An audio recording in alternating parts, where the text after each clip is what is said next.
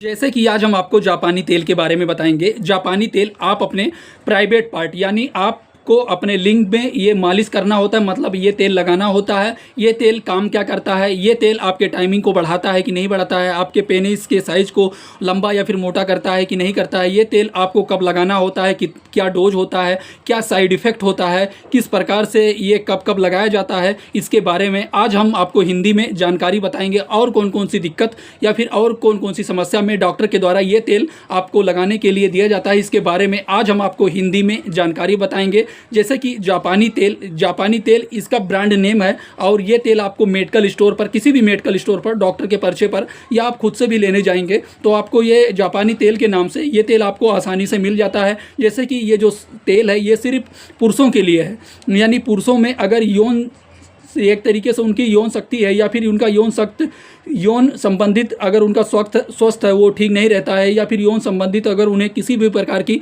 कोई दिक्कत समस्या रहता है तो उस समस्या में डॉक्टर के द्वारा ये जापानी तेल एक तरीके से प्रेस्क्राइब किया जाता है। जैसे कि अगर किसी को इरेक्टाइल डिस्फंक्शन की समस्या है, हम आपको बहुत सारी मेडिसिनें बता चुके हैं। इरेक्टाइल डिस्फंक्शन की समस्या मतलब नपुंसकता की समस्या यानी सपन दोष की समस्या अगर किसी व्यक्ति में रहती है तो उसके इरेक्शन को प्राप्त करने और बनाए रखने में ये जो तेल है ये तेल मदद करता है। मतलब उसके जो ब्लड का सर्कुलेशन है वो तेज़ करने का काम करता है और उसके प्राइवेट पार्ट को टाइट और लंबा करने का भी काम ये तेल करता है। तो ये तेल डॉक्टर के द्वारा काफ़ी ज़्यादा प्रेस्क्राइब किया जाता है। और जैसे कि अगर किसी व्यक्ति को शीघ्र बदन की समस्या रहता है तो उस समस्या को ये जो तेल है ना ये तेल दूर करने का काम करता है।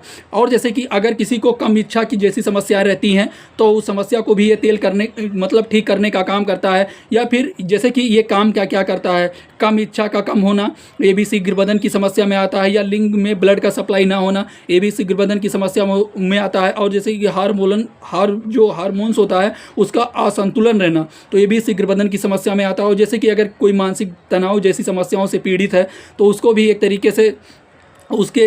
तरीके से नपुंसकता जैसी समस्या देखा जाता है। तो इन सारी समस्याओं में ये जो तेल है जापानी तेल डॉक्टर प्रेस्क्राइब करते हैं। और जैसे कि अगर किसी को मर्दानगी कमजोरी की समस्या रहती है, यानी अगर वो अपने जो उसका पार्टनर है उसके साथ वो बेड पे जाता है तो वो अच्छे से सेटिस्फाई नहीं हो पाता है, तो उस समस्या में भी डॉक्टर के द्वारा ये जापानी तेल प्रेस्क्राइब किया जाता है। चलिए जान लेते हैं जापानी तेल को लगाना कैसे होता है। जैसे कि आप जब भी आप शारीरिक संबंध बनाने के लिए जाते हैं तो, या फिर अगर आपके प्राइवेट पार्ट में टाइटपना नहीं आता है, जल्दी से ढीलापन हो जाने की समस्या रहता है, या फिर जल्दी एक बार अगर वो टाइट हो गया अगर वो दोबारा एक तरीके से ढीला हो गया तो फिर वो प्रॉपर रूप से टाइट नहीं होता है, तो इन सारी समस्याओं को ये ठीक करने का काम करता है। ये तेल आपको अपने प्राइवेट पार्ट पर अच्छे से मालिश के नुमा हल्के हाथ से ये तेल आपको लगाना होता है। आप अपने पूरे प्राइवेट पार्ट पे ये लगाना होता है। लगाने के बाद में आपको कुछ टाइम बाद में इसका जो काम करने का जो मतलब इस तेल का वर्क है वो आपको देखने को मिलेगा, तो आप लंबे टाइम तक आप परफॉर्मेंस कर पाएंगे। इसके अलावा इस तेल का और भी बहुत सारा यूज है डॉक्टर के द्वारा, और भी बहुत सारे रोगों में या फिर और भी बहुत सारी समस्याओं में डॉक्टर के द्वारा ये तेल प्रिस्क्राइब किया जाता है।